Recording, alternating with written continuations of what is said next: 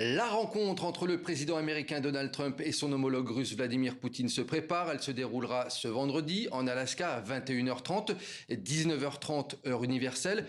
Au menu des discussions, la guerre en Ukraine, mais aussi la sécurité internationale. Un grand angle que nous avons intitulé Sommet Trump-Poutine, carte sur table. Et pour en parler avec nous, Bertrand Bady, chercheur en politique internationale, professeur émérite à Sciences Po. Bonsoir Bertrand Bady. Bonsoir. En ligne également avec nous, Charles Adams. Charles Adams, vous êtes ancien ambassadeur américain en Finlande et avocat international. Merci à vous également d'être dans ce grand angle. Je me tourne vers vous tout d'abord, Bertrand Bady. Je voulais que l'on revienne sur cette déclaration du jour de Donald Trump. Il estime à 25% le risque d'échec de ce sommet. Est-ce que c'est une manière de dire qu'il y a 75% de réussite ? D'abord, pour pouvoir mesurer, il faut savoir quels sont les objectifs de ce sommet. Le principal objectif, il est symbolique, c'est-à-dire de renouer avec une vieille tradition qui s'était perdue avec la chute du mur et l'effondrement de l'Union soviétique, c'est-à-dire revenir à cette cogérance du monde. Trump avait fait valoir comme programme électoral que son ambition c'était de faire « Make America Great Again ». Si on y réfléchit, Poutine, en russe, disait la même chose, « Make Russia Great Again ». Et donc, par ce sommet, ils se servent l'un l'autre. Poutine est mieux servi, il trouve plein de cadeaux sur la table en arrivant. Mais Trump espère pouvoir tirer les dividendes de cette nouvelle conception d'un ordre international à nouveau co-géré, excluant le Sud global, excluant l'Europe, excluant l'Ukraine, même s'il est question de l'Ukraine. Donc, par rapport à cet objectif, 25% d'échecs, c'est pessimiste. La seule photo est là pour montrer que l'objectif est atteint. Est-ce qu'il y a d'autres objectifs derrière ? La paix en Ukraine, c'est pas 25% d'échecs, c'est 99,9%. Et on va revenir bien entendu sur le contenu qui risque de sortir de cette réunion dans un instant, Bertrand Bady. Mais je voulais déjà demander à Charles Adams, vous qui êtes un fin connaisseur effectivement des rouages un petit peu du pouvoir avec votre poste d'ancien ambassadeur américain en Finlande, je voulais qu'on plante le décor de cette réunion. Les Russes d'un côté, les Américains de l'autre, 2 équipes de 5 avec des ministres de chaque côté, plus les chefs d'État. Il y a une chose qui a été confirmée, c'est ce tête-à-tête, seul à seul, entre Trump et Poutine. Est-ce que c'est un élément important, Charles Adams ? Écoutez, ça confère une certaine légitimité à Vladimir Poutine, lui qui était censé être traité plutôt comme une paria dans le contexte actuel. Les traités, la Russie a été expulsée, comme on le sait, du G7. Les leaders européens se sont abstenus de toute velléité de communication directe avec Poutine. Pour Poutine, c'était une victoire que d'être présent à ce sommet avec Donald Trump. Pour Trump, ça le remet à la une de l'actualité. C'est son seul objectif de jour en jour d'être à la une de l'actualité. Et il faut qu'il fasse quelque chose qui fasse de lui le principal sujet du jour. Je considère à 99,9 effectivement les chances d'échec de cette rencontre si on s'attend à ce que Donald Trump fasse de sorte que la guerre s'arrête. Comme il avait promis de multiples fois pendant la campagne électorale qu'il allait le réaliser en un seul jour. Vous vous souvenez ? Bertrand. Or, on en est au 200e jour de son mandat et il n'en est rien. Si j'entends bien Charles Adams, Bertrand Bady, il ne faut rien attendre, selon vous, de cette réunion. On sait qu'il va y avoir une conférence de presse commune également à la fin. Que ce soit Donald Trump ou Vladimir Poutine vont essayer, quel que soit le résultat, de tirer les résultats de cette réunion. Alors, regardons tous les sommets, nombreux, qui se sont tenus entre des dirigeants soviétiques puis russes, très peu d'ailleurs, pour cette deuxième partie, et les chefs d'État américains. Même au temps de ce que j'appellerais la coexistence productive, c'est-à-dire du temps où la coexistence pacifique fonctionnait. Ces réunions étaient riches, mais ne débouchaient pratiquement sur rien. Ce ne sont pas des instances de décision. On a une déformation qui nous conduit à penser que les relations internationales sont des relations de leader à leader. La réalité est infiniment plus complexe. Je rejoins tout à fait ce que l'ambassadeur Adams a dit. Il s'agit de se montrer, il s'agit de reconquérir une puissance déchue, et il s'agit d'un petit bonus supplémentaire pour Trump, c'est-à-dire se présenter comme étant le grand faiseur de paix. Donc, il ne va surtout pas nous dire lors de la conférence de presse commune que rien n'a changé dans le dossier russo-ukrainien, mais il va expliquer qu'il y a eu des échanges constructifs. Je crois l'entendre, des échanges constructifs, une atmosphère formidable avec tous ces adjectifs qu'il s'est employés, mais le concret ne passe pas par ce type de réunion. Alors donc concrètement, qu'est-ce qui peut en sortir de cette réunion? Est-ce qu'il y aura par exemple un partage de l'Ukraine qui sera décidé entre les deux hommes? Est-ce que ça peut en sortir? Écoutez, ça n'existe pas. Ce sont des fantasmes. Même Yalta n'a pas été l'instance des partages, comme on le dit trop facilement. Mais d'une façon plus générale, regardez depuis 1945. Est-ce que vous connaissez un seul traité, un seul accord qui ait favorisé un redéploiement des territoires contestés? Cette carte actuellement. Cette carte, elle va rester comme ça à l'issue du sommet? Alors, selon vous? Justement, ce qu'il y a de plus probable, c'est le gel d'une situation qui va avoir bientôt, enfin en février prochain, 4 ans d'âge. C'est le plus probable.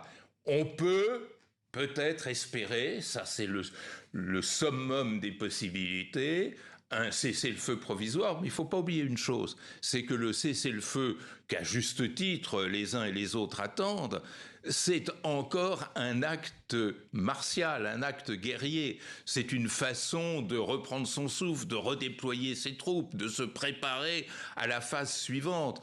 Donc peut-être aurons-nous ce genre de suspension provisoire, mais on est très loin de la paix. La paix ne passe que par un traitement global du sujet, globalisation des enjeux et globalisation des acteurs.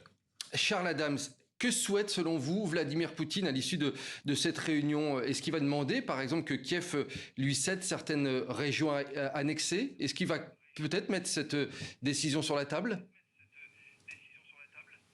Très sûrement. Il l'a déjà dit. On connaît les objectifs de Poutine. C'est qu'on lui refile l'intégralité du Donbass, c'est-à-dire les deux oblasts de Luhansk et de Donetsk, quitte à ce que, le cas échéant, la Russie se retire des deux oblasts au sud, qui sont ceux de Zaporizhzhia et de Kherson. Tout cela étant absolument inacceptable pour l'Ukraine, qui ne cédera pas un seul pouce de son territoire. Donc l'échec est assuré, à mon sens, même si Trump va vouloir se présenter comme effectivement un facteur de paix, en ce sens qu'il aura fait de sorte que Poutine communique avec Zelensky. Il y aura, je pense, une réunion tripartite qui sera annoncée comme étant le succès de cette première rencontre. Vous y croyez? Vous avez des informations? C'est-à-dire une rencontre entre Trump, Zelensky et Poutine. Et justement, vous y croyez à cette rencontre? Vous avez des infos justement éventuellement sur cette réunion tripartite?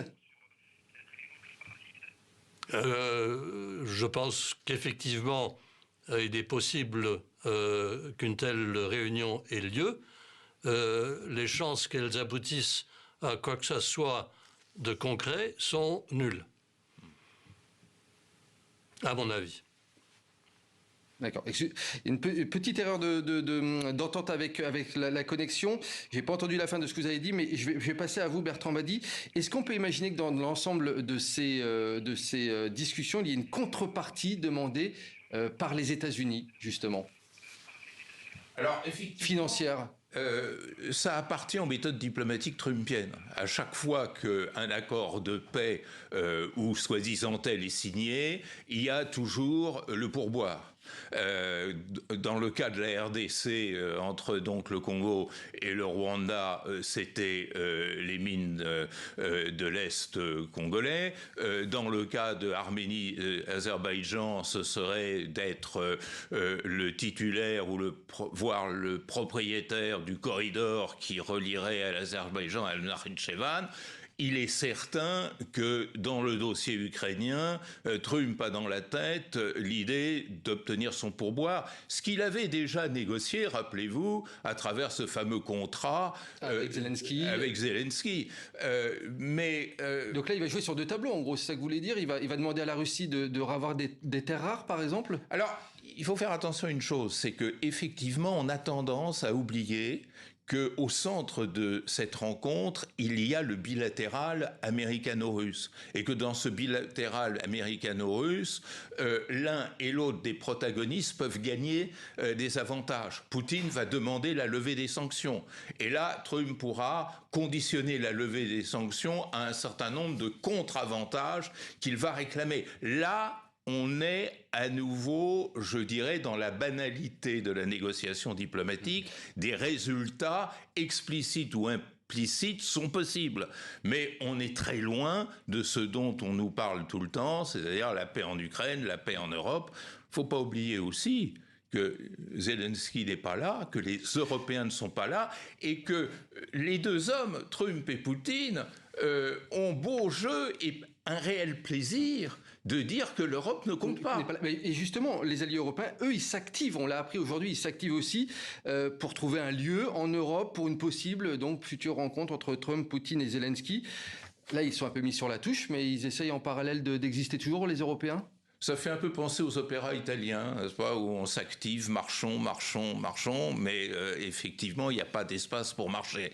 Là, les cartes entre les mains des Européens ne sont pas très nombreuses, et c'est la raison pour laquelle Emmanuel Macron s'est déjà satisfait de la promesse du président des États-Unis de ne pas directement envisager les questions de cession territoriale en l'absence de Zelensky. C'est quand même très maigre comme contrepartie et comme compensation. L'Europe a de quoi être inquiète, parce que penser l'histoire, c'est peut-être la première fois dans l'histoire de l'Europe que le sort de ce continent est décidé par des acteurs qui lui sont extérieurs. Charles Adams, vous êtes d'accord avec l'analyse de Bertrand Badi? L'Europe a été mise de côté et ça va être difficile pour elle de revenir dans le jeu désormais? Je le crains, effectivement. Je me souviens du sommet Poutine et Trump à Helsinki en 2018, là où Trump a déclaré haut et fort qu'il accordait plus de crédit à ce que lui disait Poutine que à ses propres sources de renseignement. Il avait parlé de Poutine de frère en frère. Pour lui, l'attrait de Poutine, c'est qu'il incarne l'homme fort, le dictateur, le tyran que Trump souhaite devenir, ou est devenu carrément déjà, puisque le chemin vers la tyrannie, eh bien, se met de plus en plus en évidence aux États-Unis tous les jours.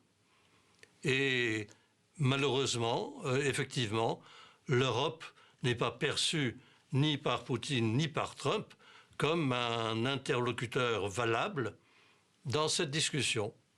C'est tragique qu'il en soit ainsi. Il faudrait que l'Europe s'affirme. Ce n'est pas le cas dans le contexte de cette réunion à venir demain. Bertrand Badi, il nous reste 30 secondes pour conclure. S'il n'y a aucun accord, s'il n'y a rien qui sort de cette réunion, qu'est-ce qui va se passer dans ces prochains jours, ces prochaines semaines, selon vous ?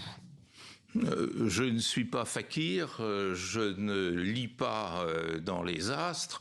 Je pense qu'on a un modèle de relations internationales en ce moment qui est assez curieux parce qu'il essaye de réhabiliter le rapport de force et le rapport de puissance comme étant la clé du jeu international, là où on voit que finalement les pressions et les dynamiques sociales l'emportent. C'est-à-dire que tant que le peuple ukrainien, qui a été l'auteur d'une formidable résistance, que les peuples européens, les opinions publiques ne seront pas impliqués dans la définition de cette Europe post-bipolaire que l'on n'a jamais fait l'effort de penser, eh bien, on sera dans ce gel tout à fait surréaliste. Merci beaucoup pour vos analyses, messieurs Bertrand Badi et Charles Adams. Et nous suivrons donc, bien entendu, demain cette réunion en Alaska. Merci à tous les deux.